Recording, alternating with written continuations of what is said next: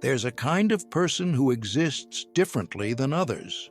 Not just lives differently, exists differently. And today, you'll discover the ancient philosophical framework that creates this transformation. Have you ever encountered someone whose very presence feels like they've accessed something beyond the ordinary? They don't just practice discipline, they are discipline. They don't seek wisdom, they embody it. While others negotiate with reality, they flow with it. And you know what historians say about such individuals? They were the ones who changed civilization. There's an ancient philosophical principle forgotten by modern self-help, but preserved in the texts of Stoics, Buddhists, and Sufi mystics that explains exactly how human beings transform from seekers into embodiments. The Greeks called it arete, excellence as a way of being. The Buddhists called it dharma, living in alignment with the fundamental nature of reality. The Sufis called it fana, the annihilation of the false self. But before I reveal how this works, subscribe to the channel and comment below with the ancient philosophy that resonates most deeply with you. This helps me understand what transformative content to create next. Let's begin. The story I'm about to share comes from multiple sources: the life of Marcus Aurelius, the awakening of the Buddha, the transformation of Rumi.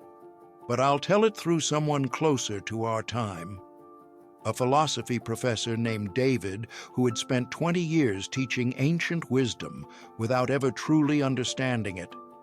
He could quote Epictetus perfectly. He knew every logical argument in Plato's dialogues. He had read the Tao Te Ching in the original classical Chinese, but he lived in complete contradiction to everything he taught. He procrastinated on grading papers.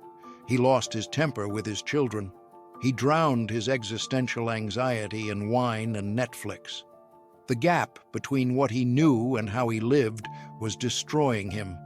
Until one winter evening, reading Marcus Aurelius's Meditations for perhaps the 100th time, something shifted. He read, "Waste no more time arguing what a good man should be. Be one." It wasn't the words themselves, he'd read them countless times.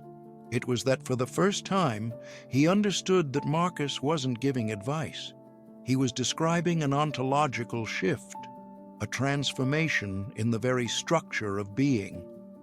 David realized that ancient wisdom wasn't information to be learned, it was a blueprint for reconstruction of the self. The philosophers weren't saying, "Here's what you should do." They were saying, "Here's what you must become." And there's a fundamental difference. When you're trying to do something, you're in constant negotiation with resistance. When you become something, resistance dissolves. A tree doesn't resist growing. A river doesn't resist flowing. They simply are what they are. This is what the ancients understood about discipline that we've completely lost. Discipline isn't a practice you maintain through willpower. It's an identity you inhabit through philosophical transformation. In studying the lives of those who achieved this transformation, from Socrates to Seneca, from Lao Tzu to the Desert Fathers, David discovered three foundational principles that appear across every wisdom tradition. First pillar, memento mori, remember death. Not as morbid obsession, but as existential clarity. The Stoics began each day contemplating their own mortality. The Buddhists meditated on the impermanence of all things. The Sufis spoke of dying before you die. Why? Because when you truly internalize that your existence is temporary and fragile, every single moment becomes precious beyond measure. You stop wasting time on trivialities. You stop postponing what matters. You stop living as if you have infinite tomorrows. A Harvard psychologist who studied people who had near-death experiences found something remarkable.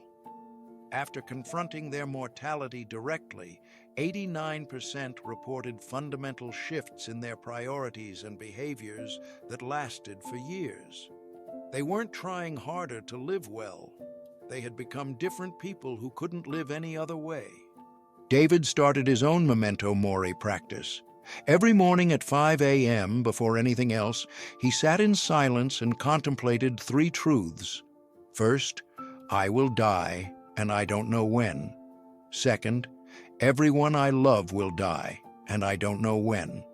Third, this day will never return. The first week was terrifying. His mind flooded with anxiety, with desperate attempts to distract himself, with elaborate fantasies about immortality. But he continued. By the second week, something unexpected happened. The fear began transforming into clarity. By the fourth week, he found himself naturally prioritizing differently. He stopped checking email first thing in the morning. Why waste precious life on other people's urgencies? He stopped watching meaningless television. Why anesthetize consciousness during the brief window of existence? These weren't willpower decisions. They were natural consequences of existential awareness. When you truly know you're going to die, you can't waste life. Not because you're trying to be disciplined, but because waste becomes experientially impossible. Amor fati, love of fate. The Stoics understood something that modern psychology is only now rediscovering. Resistance to reality is the primary source of human suffering, not the reality itself, the resistance to it. Marcus Aurelius wrote in his private journals, "A blazing fire makes flame and brightness out of everything that is thrown into it." He wasn't talking about positive thinking. He was describing a fundamental reorientation toward existence. What if, instead of dividing experiences into good and bad, wanted and unwanted, you treated every single event as necessary for your development? Not in some superficial, everything happens for a reason way, but in a deep philosophical sense. Every obstacle becomes a teacher. Every failure becomes refinement. Every loss becomes liberation from attachment. Nietzsche, who drew heavily from Stoic thought, put it even more radically. My formula for greatness in a human being is amor fati, that one wants nothing to be different, not forward, not backward, not in all eternity.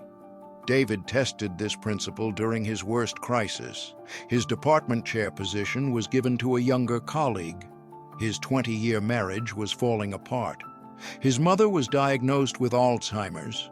The old David would have collapsed into victimhood and resentment, but he made a different choice. Each morning, after memento mori, he practiced amor fati. This is what happened. I don't have to like it, but I can use it.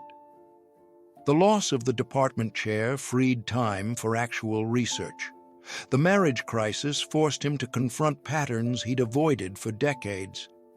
His mother's illness taught him about impermanence in ways no book ever could. He wasn't pretending these were good things. He was refusing to add psychological suffering to actual pain. A Stanford neuroscientist who studies acceptance and resilience explains, when we stop fighting reality, the brain's stress response decreases by an average of 40%. Energy previously spent on resistance becomes available for adaptation. David experienced this firsthand. Within 3 months, people started asking him what had changed.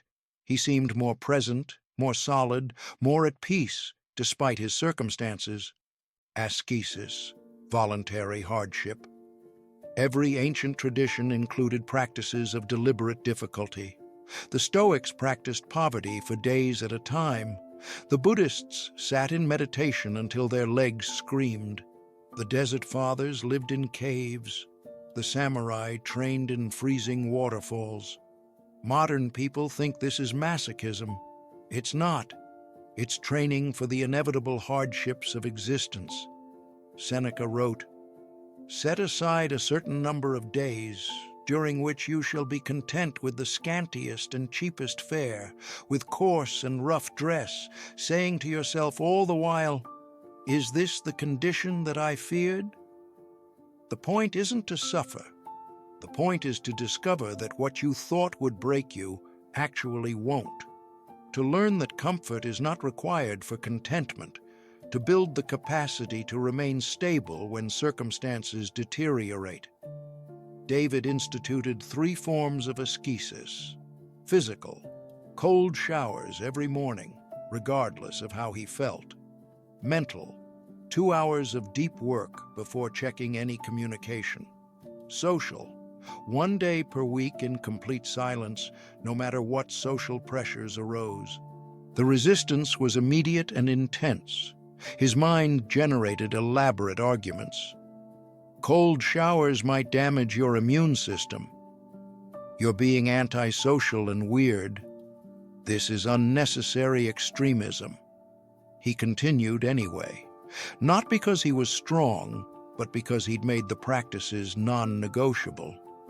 By week 6, something remarkable happened. The cold water stopped feeling cold, or rather, he stopped identifying the sensation as suffering. The deep work blocks became his most productive and satisfying hours. The silence days became sacred time when his mind finally settled. A neuropsychologist at Oxford who studies habit formation found that practices of voluntary discomfort create what she calls expanded distress tolerance. The brain learns that discomfort is temporary and survivable, which decreases anxiety and increases resilience across all life domains. But here's what David discovered that the research doesn't capture. These 3 pillars, memento mori, amor fati, ascesis, weren't separate practices. They were 3 facets of a single transformation. Together, they dissolved the negotiating, resistant, comfort-seeking self and revealed something underneath, something the ancients called the philosophical self. In Western philosophy, there's a concept that appears in different forms across traditions. Plato called it the nous, the rational, immortal aspect of the soul. The Stoics called it the hegemonikon, the ruling center of consciousness. Buddhists call it Buddha nature, the awakened awareness beneath conditioned patterns, all pointing to the same reality. There is a dimension of you that is not your personality, your preferences, your conditioning, your fears. A dimension that simply observes, understands, and responds appropriately to whatever arises. When you discipline the surface self through memento mori, amor fati, and ascesis, you're not strengthening the ego. You're clearing away everything that obscures this deeper nature. David experienced this directly. Around month 4 of his practice, during his weekly silence day, something shifted. He was sitting in his study, and suddenly there was a recognition. The thoughts were still happening, planning, judging, remembering. The emotions were still arising, anxiety, sadness, brief moments of joy. But there was a clear sense that these weren't him. They were phenomena appearing in consciousness, like weather patterns appearing in the sky. This wasn't a mystical experience in the sense of seeing lights or hearing voices. It was a sobering clarity. The David who worried about tenure and status, not fundamentally real. The David who resented his ex-wife, a conditioned pattern. The David who feared death, a confusion of identity. What remained when all that was seen through? Pure awareness, choiceless capacity to respond. This is what the ancient philosophers meant by living according to nature, or following the Tao. Not following impulses, but aligning with the deeper intelligence that exists before conditioning.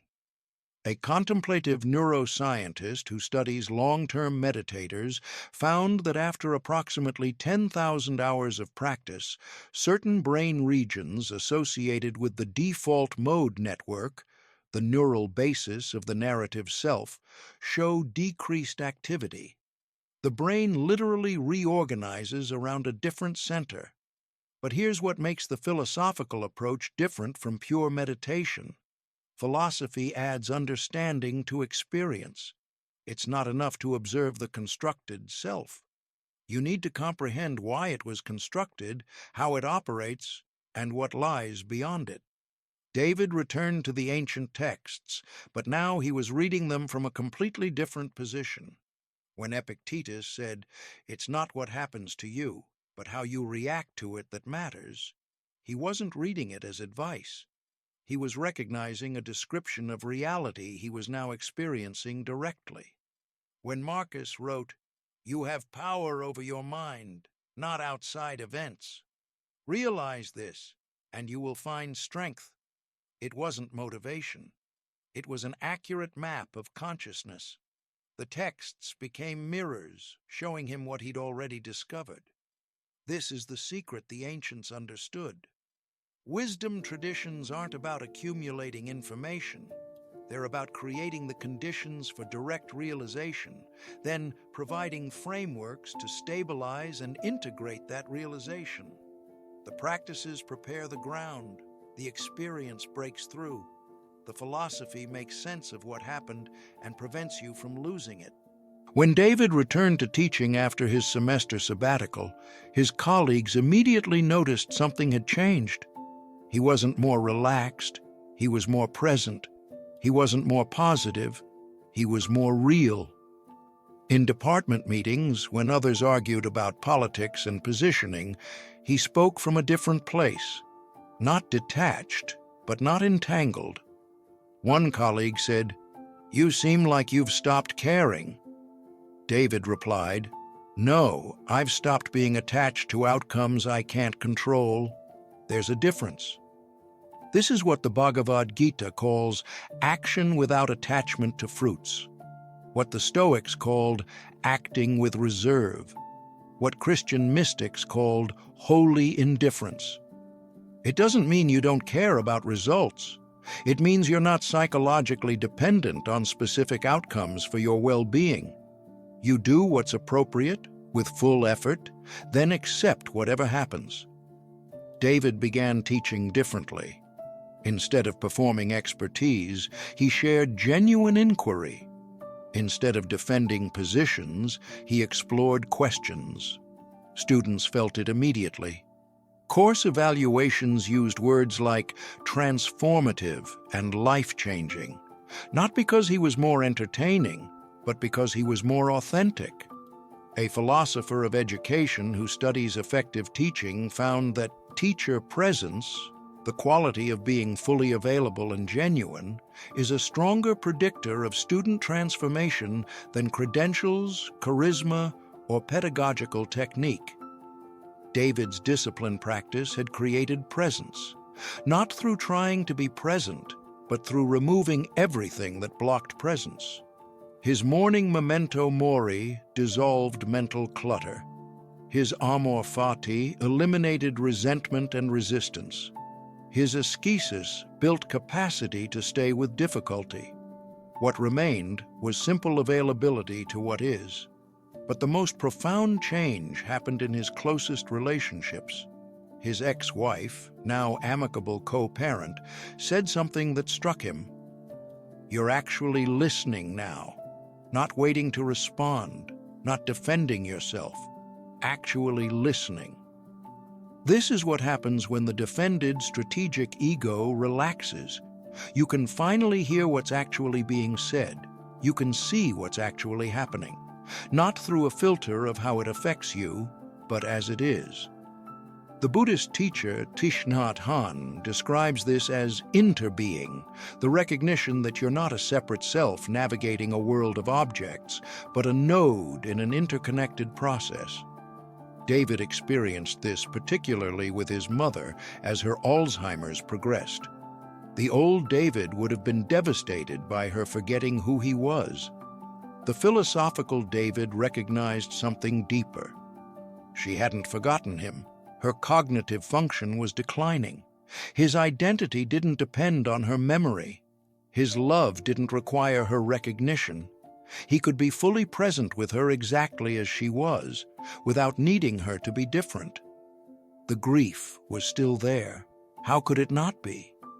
But it wasn't mixed with the psychological suffering of resistance. This is the paradox at the heart of ancient wisdom. The more you let go of defending and maintaining the constructed self, the more capable you become of genuine love, genuine work, genuine presence. Not because you're trying to be better, but because you're no longer in the way of what's naturally there. Not because you're trying to be better, but because you're no longer in the way of what's naturally there.